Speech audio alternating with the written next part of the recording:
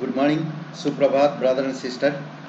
आज आइए हम लोग डिवोशन करते हैं और डिवोशन से पहले हम लोग प्रार्थना करते हैं। पवित्र परमेश्वर पिता, हम धन्यवाद देते हैं और एक शुभ अवसर आप हमें दिए हैं। तू सच्चा और जीवित परमेश्वर है।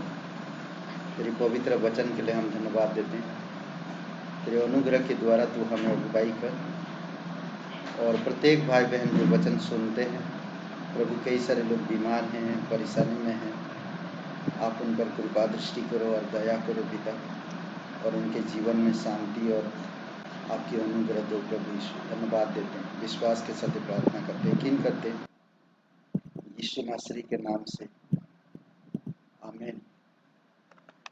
ओके, आज हम लोग बात करेंगे बाइबल के ऊपर। परमेश्वर का वचन प्रचार करने के 7 कारण, क्यों हम लोग प्रचार करते हैं परमेश्वर की वचन। और आज बहुत सारे जगहों पर यूट्यूब में, कलीसिया में पवित्र वचन पढ़ने के लिए लोग इनकरेज करते हैं, प्रोत्साहित करते हैं। क्यों? कारण क्या, वजह क्या है? हम लोग 7 बातें देखेंगे। उससे पहले मरकुस का 2 अध्याय और वचन 2 में कहता है कि यीशु भीड़ का सामना किया और एक महान निर्णय किया। यह परमेश्वर का वचन प्रचार करने के लिए था। एक वचन प्रचार करके उन्होंने कहा कि एक महान निर्णय लिया, हमें एक नई कलीसिया का नहीं परंतु मसीह का जैसा बाइबल में उसका प्रकाशन है, प्रचार करने के लिए भेजा गया। हम लोग आज प्रचार इसलिए करते हैं क्योंकि बहुत सारी चीज़ें हैं बाइबल में जो आपको जान सकते हैं, सच्चाई जान सकते हैं। उद्धार के लिए रास्ता, स्वर्ग के लिए रास्ता है। बाइबल में ऐसे बहुत सारे दृष्टांत है जो दिखाया गया इंसान को किस तरह से उद्धार प्राप्त करना, मोक्ष प्राप्त करना, और किस तरह से अपनी जीवन में पश्चाताप करना, आश्वासन, और कई सारे ऐसे चीज़ें हैं जो हम उन चीज़ों को नहीं जानते हैं, पर बाइबल हमें वो चीज़ें सिखाता है और हमें दिखाता है। एक नई प्रकाशन के लिए हम लोग प्रचार करते हैं ताकि लोग परमेश्वर को जानें और परमेश्वर के प्रेम को जानें। सबसे महत्वपूर्ण चीज़ है कि हम बाइबल के प्रचार पर बहुत अधिक बल देते हैं क्योंकि यह युगों को और अनंत काल तक स्थिर बनी रहेगी। परमेश्वर की वचन युगों युगों तक बना रहता है और अनंत काल तक ये वचन बने रहेगी। इसीलिए हम प्रचार करते हैं और बताते हैं। सदैव सदैव ये वचन अटल है, कभी समाप्त नहीं होगा। इसीलिए सबसे ऐसाया का 40 वचन 8 में कहता है कि घास तो सूख जाती और फूल मुरझा जाता है, परंतु हमारे परमेश्वर का वचन सदैव अटल रहेगा। हम लोग इस धरती को भी टूटते हुए देखेंगे। कई सारी चीज़ें आए और चली गए। बहुत सारे विद्वान जो अपने आप को संत, कवि, महारथी समझे अपने आप को, और वो भी चले गए। आज उनकी कब्रों में लिखा हुआ है अमुक डेट को पैदा हुए और अमुक डेट को मर गए। उनका लिखा हुआ सब चीज़ें पाते हैं। और बाइबल में हम देखते हैं कि बहुत सारे इंसान परमेश्वर की प्रचार करते हैं। उत्पत्ति से लेकर प्रकाशित वाक्य तक लोग प्रचार किए परमेश्वर के वचन को, और परमेश्वर के वचन को इसलिए प्रचार किए क्योंकि ये अटल वचन है और अनंत काल का वचन है, सदैव स्थिर रहने वाला वचन है।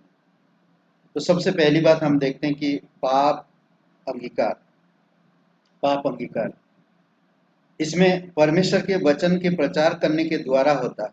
अगर हम परमेश्वर के वचन प्रचार नहीं करेंगे तो पापी को क्षमा नहीं मिल सकता।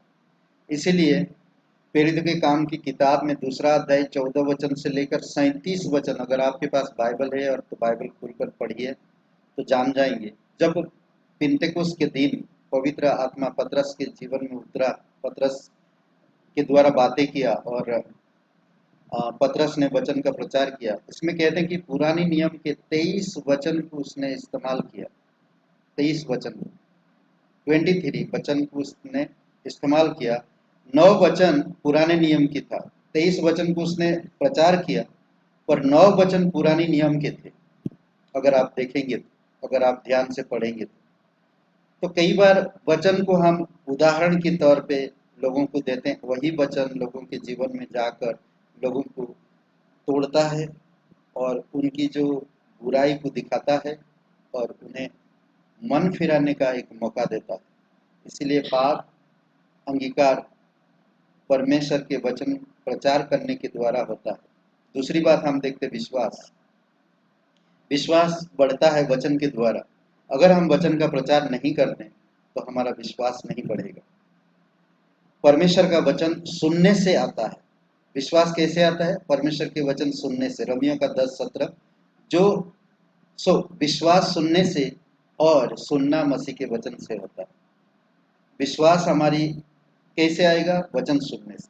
अगर हम आज प्रचार नहीं करेंगे तो लोग सुनेंगे नहीं, और लोग सुनेंगे नहीं तो लोग विश्वास करेंगे नहीं, क्योंकि विश्वासी तभी बनते हैं जब वचन का प्रचार होता है, जब वचन लोग सुनते हैं। और पवित्र वचनों को जब हम प्रचार करते हैं, लोग सुनते हैं, तो लोग विश्वास में आते हैं। तीसरी बात, शुद्धता परमेश्वर के वचन द्वारा आती है। सिद्धता परमेश्वर के वचन द्वारा आती है। दूसरा कुरिन्थियों का 7वां अध्याय वचन 1 में, सो हे प्यारे, जबकि ये प्रतिज्ञाएं हमें मिली है, तो आओ हम अपने आप को शरीर और आत्मा की सब मलिनता से शुद्ध करें और परमेश्वर का भय रखते हुए पवित्र को सिद्ध करें, पवित्रता को सिद्ध करें। शुद्धता ना, दूसरे एक शब्द में कहा जाए तो निर्मल, एकदम प्योरिटी ना। तो ये प्रतिज्ञाएं परमेश्वर के वचन में है। ये सारे पवित्र बाइबल में आपको मिलेगी।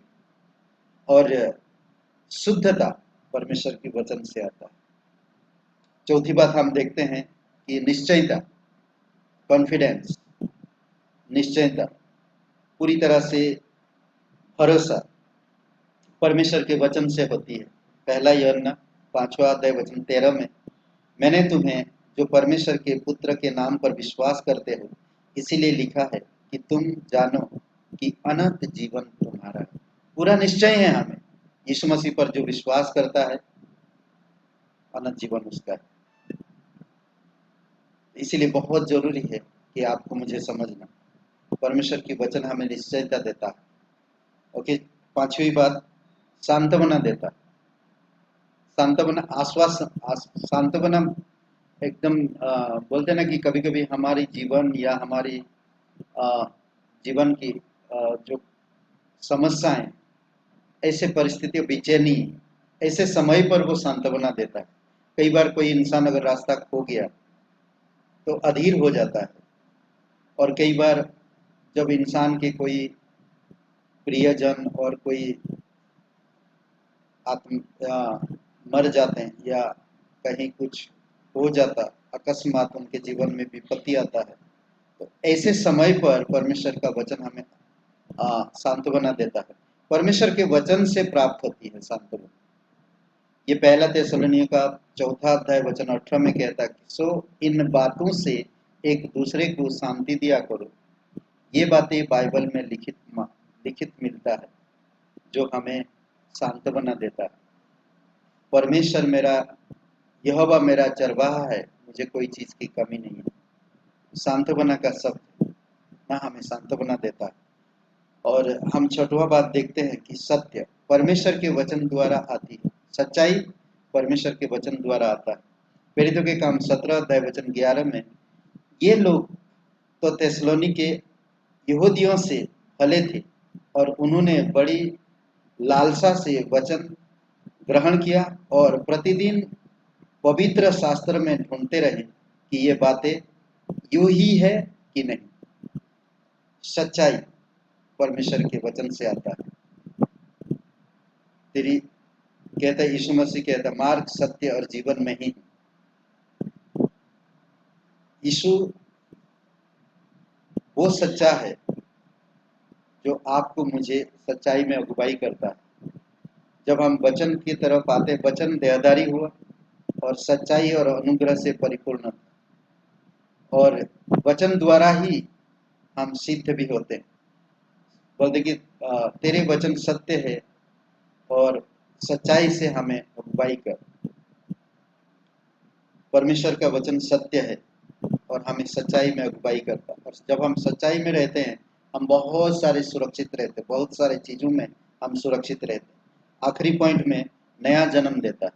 नया जन्म मतलब कि एक बार जब हम जन्म लिए हैं फिर हम दोबारा आत्मिक तौर पे जन्म लें।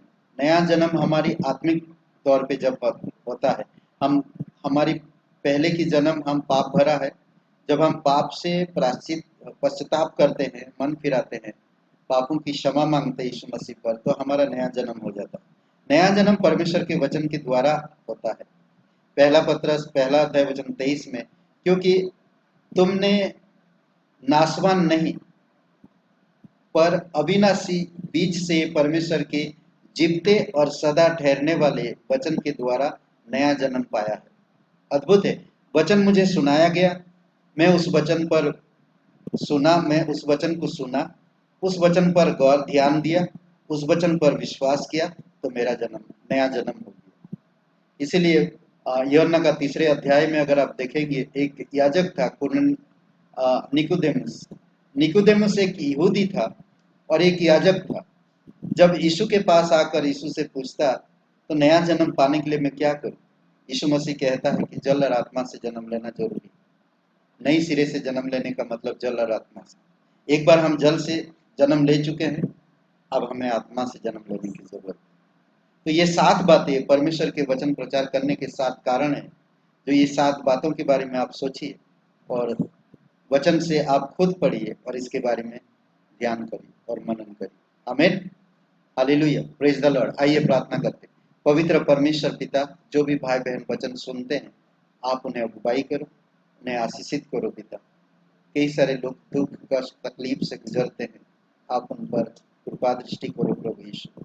कई बार हम उन्हें देख नहीं सकते, कई बार हम उनके हालत को जान नहीं सकते। प्रभु आप सभी लोगों को जानते हैं, उनकी परिस्थिति, उनके बैठना उठना, उनके घर, उनके मन, उनके हृदय, किस तरह से परिस्थितियां हैं, पैसों की, शरीर की, बीमारी की, घर परिवार में तनाव, प्रभु आपस में लड़ाई झगड़ा, ये सारी चीजें पिता लोगों को बेहाल कर देता है। आपके वचन से उन्हें स्थिर कर पिता, नई सिरे से अगुवाई कर प्रभु, तेरी सच्चाई में सिद्धता में अगुवाई कर और उन्हें आश्वासन दे। धन्यवाद देते, तेरी स्तुति महिमा करते, प्रत्येक भाई बहन को अगुवाई कर, यीशु मसीह के नाम से मांगते हैं, आमीन। शुभ रहे दिन आपका। बहुत बहुत धन्यवाद। आप देख रहे हैं, सुन रहे वचन को लाइक करिए, कमेंट करिए और बहुत बहुत धन्यवाद। आमीन।